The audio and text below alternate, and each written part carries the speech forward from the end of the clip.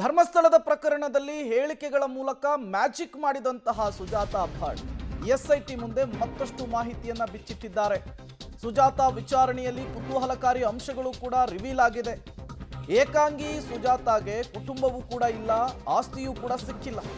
ಪರಿಕಾ ಜಮೀನು ಹಣದಲ್ಲಿ ಸುಜಾತಾ ತಂದೆಗೆ ಸಿಕ್ಕಿದ್ದು 50,000 ರೂಪಾಯಿ ಅಂತೆ. ಆ ಕಾಲಕ್ಕೆ ತಂದೆಗೆ ಸಿಕ್ಕ 50,000 ಹಣದಲ್ಲಿ 6 ಮಕ್ಕಳಿಗೆ ಹಣವನ್ನ ಹಂಚಿಕೆ ಮಾಡಿದ್ದಾರೆ.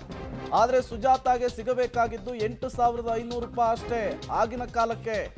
ಆದ್ರೆ ಈಗ ಅದೇ ಜಮೀನು ಕೋಟಿ ಕೋಟಿ ರೂಪಾಯಿಗೆ ಬೆಲೆ ಬಾಳುತ್ತೆ ಅನ್ನೋದು ಗೊತ್ತಾಗ್ತಾ ಇದೆ. ಹಾಗಾಗಿ ಈ ಜಮೀನನ್ನ ಪಡೆಯೋದಕ್ಕಾಗಿ ಈ ರೀತಿಯ ಒಂದು ಕಟ್ಟುಕತೆಯನ್ನ ಸುಜಾತಾ ಭಟ್ ಕಟ್ಟಿರುವಂತಹ ವಿಚಾರ ಎಸ್ಐಟಿ ತನಿಖೆಯಲ್ಲಿ ಗೊತ್ತಾಗ್ತಾ ಇದೆ. ಈಗ ಮೂಲವಾಗಿ ಕಾಡ್ತಾ ಇರುವಂತಹ ಪ್ರಶ್ನೆ, ಹೌದು ನನಗೆ ಆಸ್ತಿಯಲ್ಲಿ ಮೋಸ ಆಗಿದೆ, ವಂಚನೆ ಆಗಿದೆ ಅಂತ ಹೇಳಿ ನೇರವಾಗಿ ಆರೋಪ ಮಾಡಬಹುದಾಗಿತ್ತು. ಆದ್ರೆ ನನಗೊಬ್ಳು ಮಗಳಿದ್ಲು, ಮಗಳು ಕಾಣೆಯಾದ್ಲು ಧರ್ಮಸ್ಥಳದಲ್ಲಿ ಅಂತ ಹೇಳಿದ್ಯಾಕೆ? 16ನೇ ವಯಸ್ಸಿಗೆ ಮನೆ ಬಿಟ್ಟು ಹೋಗಿರ್ತಾರೆ ಸುಜಾತಾ ಭಟ್. ಇದೇ ಕಾರಣ ಮನೆಯಿಂದ ಕುಟುಂಬಸ್ಥರು ಕೂಡ ಇವರನ್ನ ದೂರ ಇಟ್ಟಿದ್ರು ಅನ್ನೋದು ಕೂಡ ಗೊತ್ತಾಗ್ತಾ ಇದೆ. ಇಳಿ ವಯಸ್ಸಿನಲ್ಲಿ ಕುಟುಂಬವನ್ನ ಸೇರುವಂತಹ ಆಸೆ ಹಿರಿಜೀವಕ್ಕಿದೆ, ಸುಜಾತಾ ಭಟ್ಗಿದೆ. ಏಕಾಂಗಿ ಆಗಿರುವ ಸುಜಾತಾಗೆ ಈಗ ಕುಟುಂಬವೂ ಇಲ್ಲ, ಆಸ್ತಿಯೂ ಕೂಡ ಸಿಕ್ಕಿಲ್ಲ. ಇಷ್ಟು ದಿನ ಮರವಿನ ಕಾಯಿಲೆ, ಮಗಳಿನ ಸಾವು ಅಂತ ಹೇಳಿ ಕಥೆಯನ್ನ ಹೇಳಿದ್ರು ಸುಜಾತಾ ಭಟ್.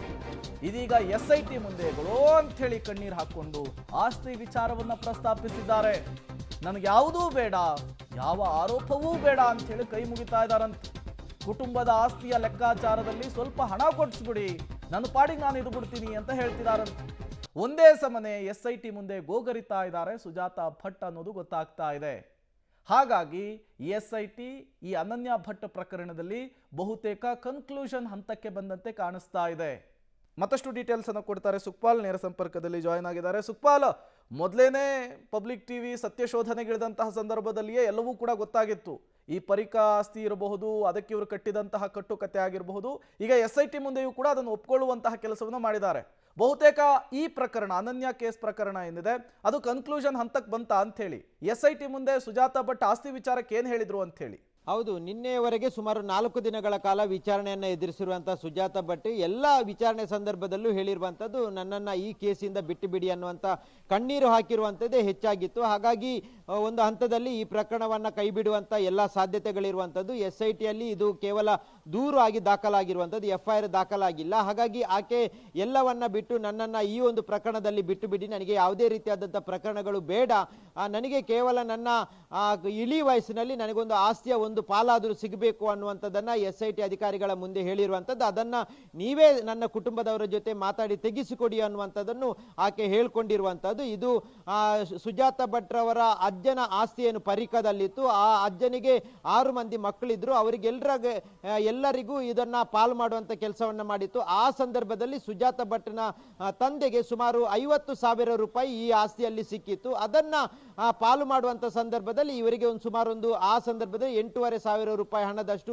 ಸಿಗಬೇಕಿತ್ತು. ಆದರೆ ಅದು ಈಗ ಕೋಟಿ ಕೋಟಿ ಬೆಲೆ ಬಾಳುವಂತ ಆಸ್ತಿ ಆಗಿದೆ. ಹಾಗಾಗಿ ಸದ್ಯದ ಮಟ್ಟಿಗೆ ಕುಟುಂಬದ ಜೊತೆ ಸಂಪರ್ಕದಲ್ಲಿಲ್ಲ. ಈಕೆ 16 ವರ್ಷದಲ್ಲೇ ಮನೆ ಬಿಟ್ಟ ಹೋಗಿರುವಂತ ಹಿನ್ನೆಲೆಯಲ್ಲಿ ಕುಟುಂಬದವರ ಜೊತೆ ಯಾರ ಹತ್ರನೂ ಸಂಪರ್ಕದಲ್ಲಿಲ್ಲ. ಆ ಸಂದರ್ಭದಲ್ಲಿ ಈಕೆ ಮಾಡಿರುವಂತ ಕೆಲವೊಂದು ಕೆಲಸಗಳಿಂದಾಗಿ ಕುಟುಂಬದವರು ಈಕೆಯನ್ನ ಸೇರಿಸ್ಕೊಂಡಿಲ್ಲ. ಬೆಂಗಳೂರಿನಲ್ಲೂ ಈಕೆಗೆ ಸಹೋದರ ಸಹೋದರಿಯರಿದ್ರು, ಅವರು ಇವರನ್ನ ಹತ್ತಿರಕ್ಕೆ ಸೇರಿಸ್ಕೊಳ್ತಾ ಇಲ್ಲ.